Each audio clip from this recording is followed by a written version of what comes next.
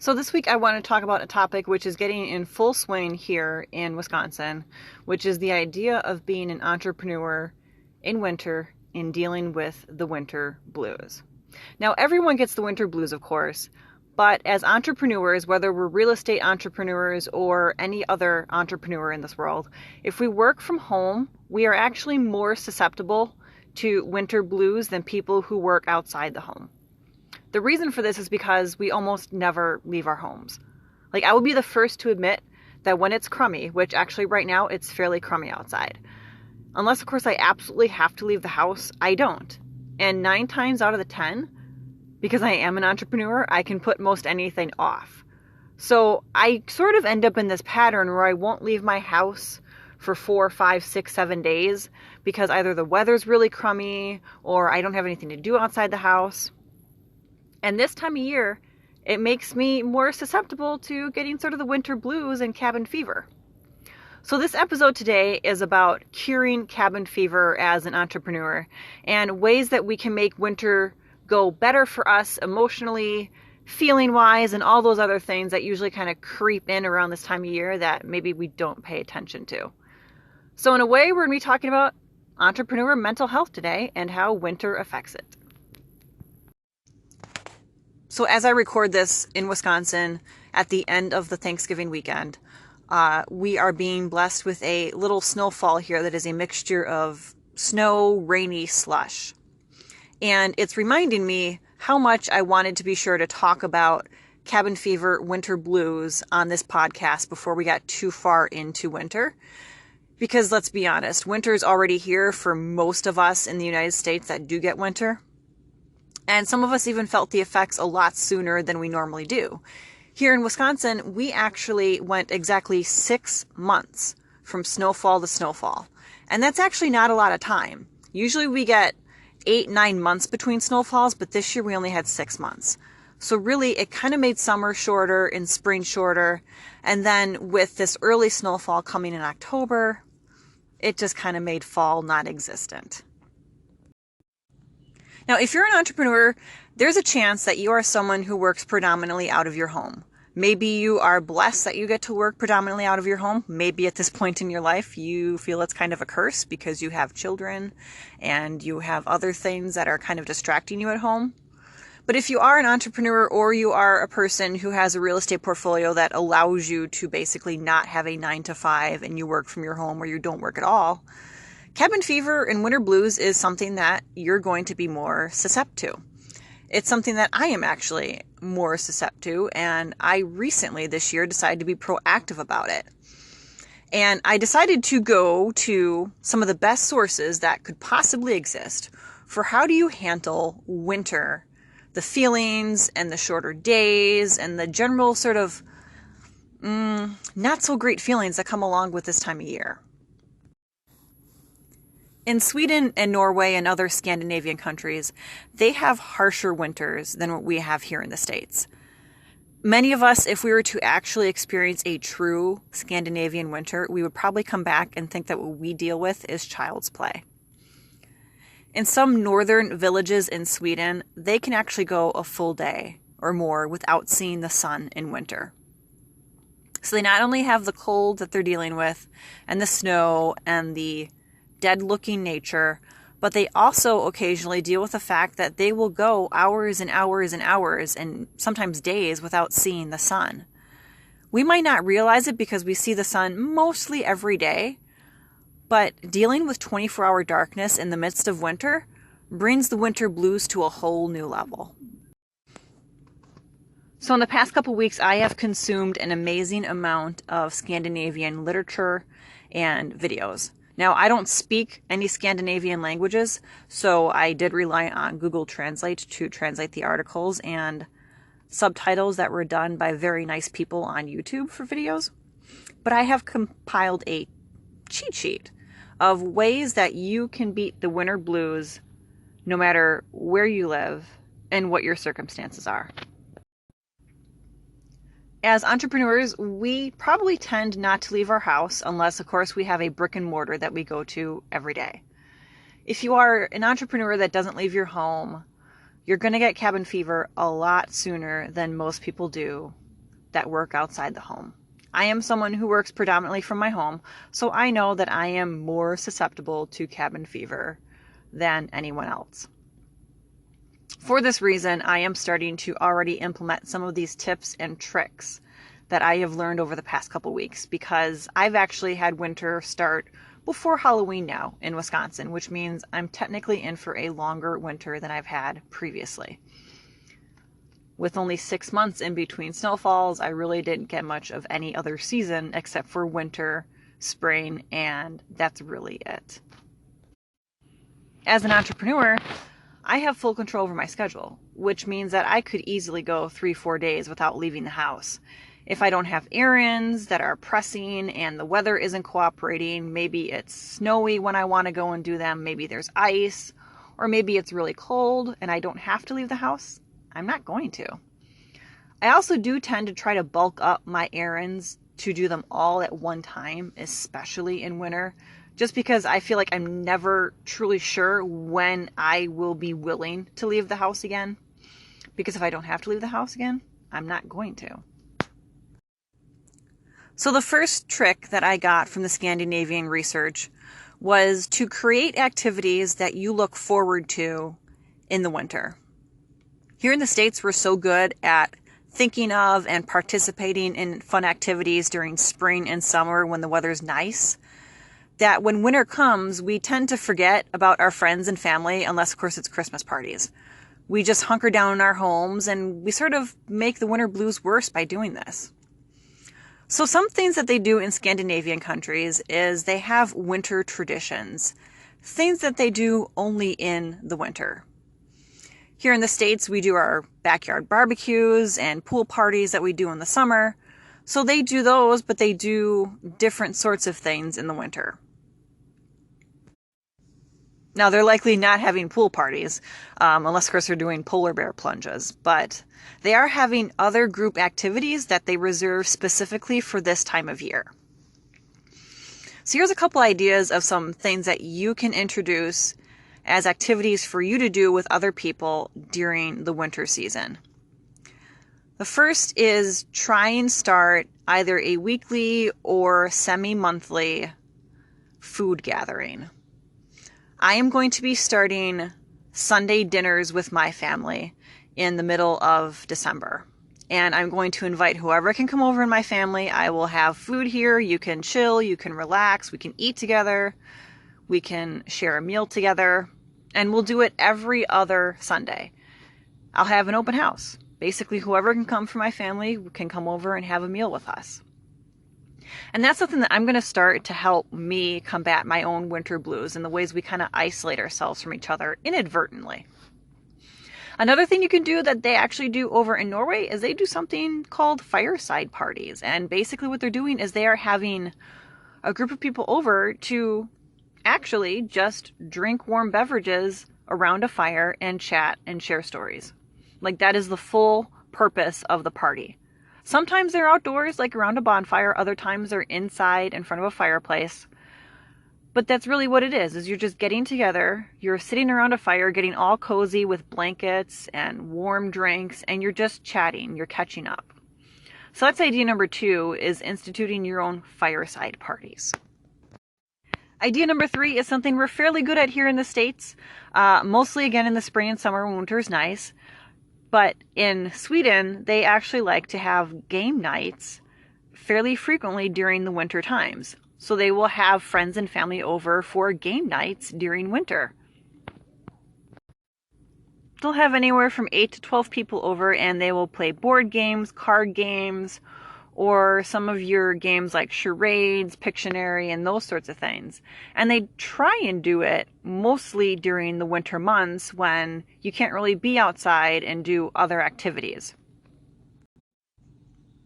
Another activity that they do in the Scandinavian countries that I thought was actually really cool was they actually have parties where they get together and they put together baskets or gift bags basically for homeless shelters, food pantries, nursing homes. They put these things together as family and friends, and then they go and deliver them to the various institutions.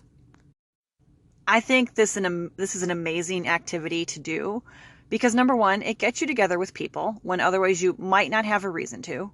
When you get together, you're doing something to help other people, those that are less fortunate or lonely during this time of year.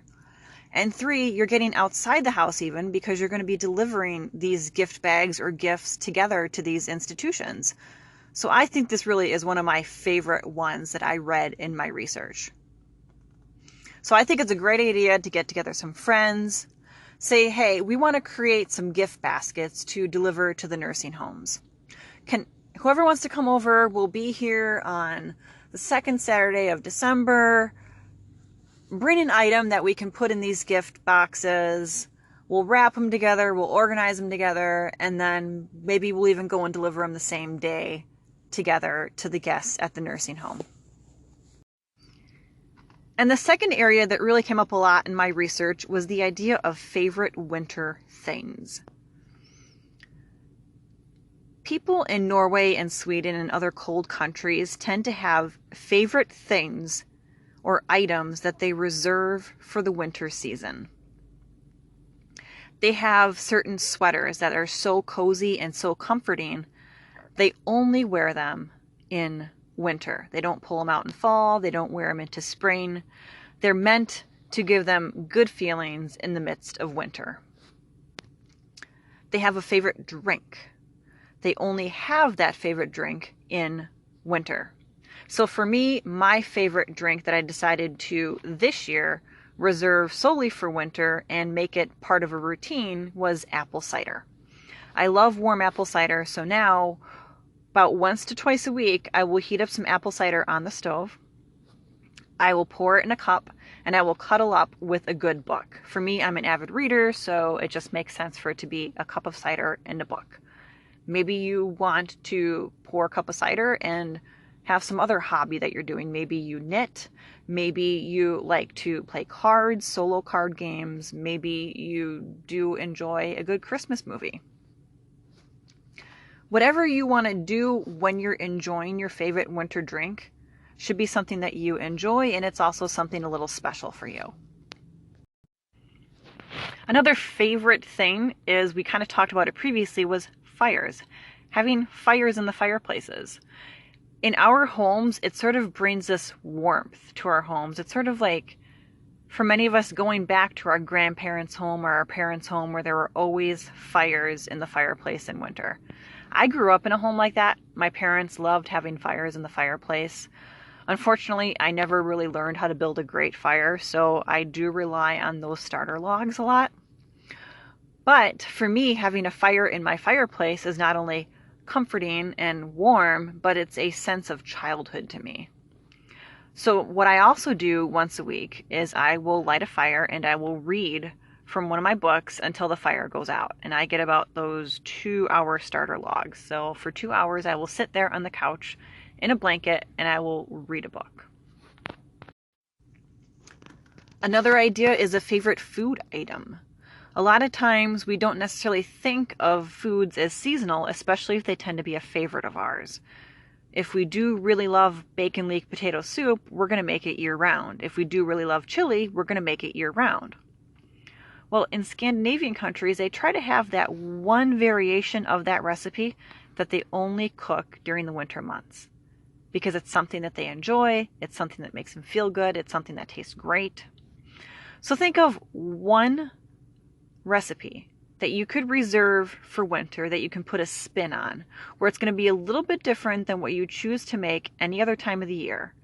And it's going to make that consuming of it more special.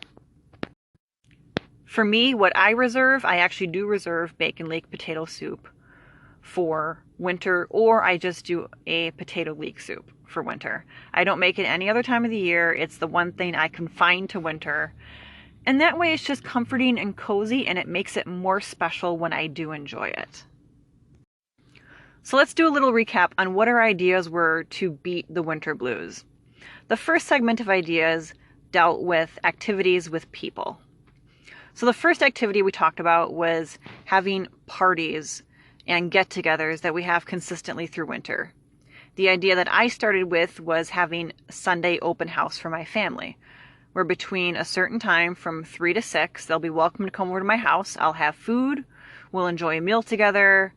We'll obviously share stories. We'll talk to each other, and it'll give me this social aspect that otherwise I might be missing.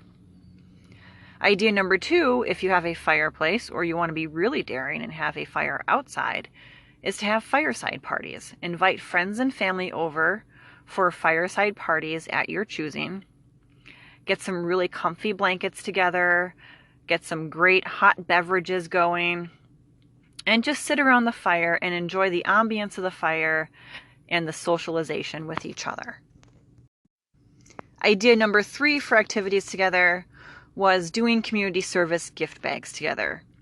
So putting it out there to a group of friends that if they'd like to come over and help you put together gift bags for nursing homes, military families, homeless shelters, that you'll be at your house, come over, bring some items, we'll put them together, we'll have a good time, and then we'll even deliver them together when we're done or on this day. Then we transitioned into the idea of favorite things, reserving some things or variation of things specifically for winter. So your favorite drink, having a favorite drink that you reserve for winter. For me, it was apple cider. Then we talked about having a favorite sweater or piece of clothing that you reserve solely for winter that you find fun and comforting. We talked about a favorite food. So maybe you have a particular soup or stew that you want to reserve for wintertime. Put a little bit of a variation on it if you choose to make it the rest of the year, but have a certain portion of it that is specific to winter.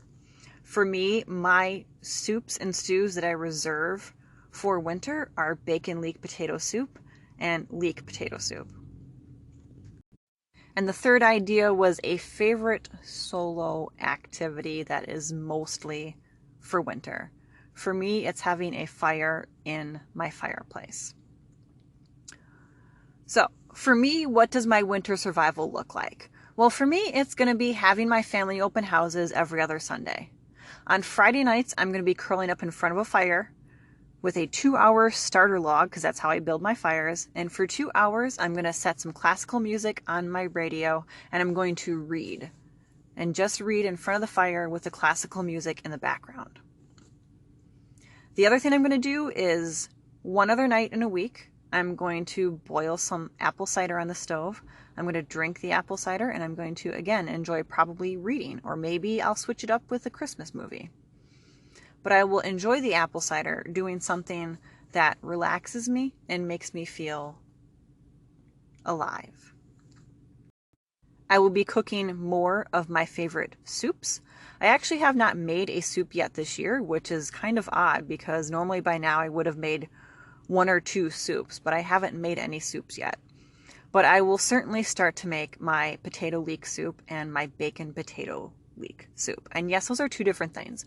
One of them, the potato leek soup, is more of a creamy soup, and then the bacon leek potato soup is actually a stew of sorts, where it's broth based and it's chunky. It's not blended or anything like that. And that's actually my husband's favorite. I haven't made it for him in a while, so I think he's going to be really excited when I make it this year. And when I say I haven't made it in a while, it's probably been at least 3 years, because it was since before we moved to our house that I made it last. So he probably even forgot it exists at this point. But those are some of the tips that I found on how Scandinavian countries handle their harsh winters. If you guys have any favorite tips or tricks, I would love to hear about them, because I'm always looking for new tips and tricks to make winter that much more fun and less blah. I hope you guys had a great Thanksgiving if you're here in the States. If you are listening internationally, I hope that your holiday season is kicking off to a fantastic start. And I will see you all again later this week with another episode.